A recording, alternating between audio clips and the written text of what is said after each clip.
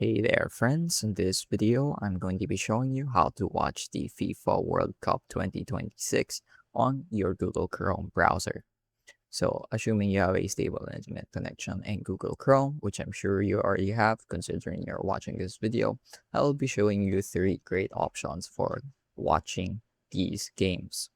So the first option is going to be through the official FIFA YouTube channel.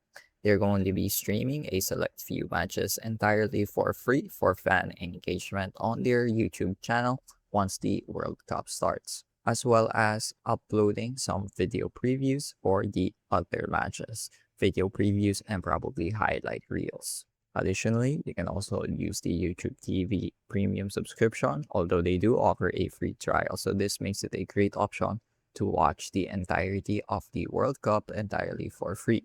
All you have to do is subscribe to their free trial, and then right before the billing period starts, assuming the World Cup is done, you can cancel your subscription.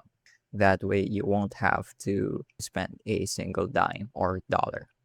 Lastly, is going to be through the official FIFA Plus network on DAZN. So simply go to dazn.com on your web browser, that's dazn.com, and you're going to be able to see the FIFA Plus network here on the homepage.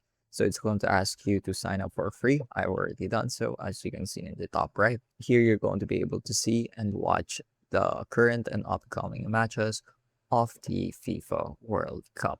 So this is a great option if you plan on tracking your favorite teams and how they're doing throughout the entire tournament.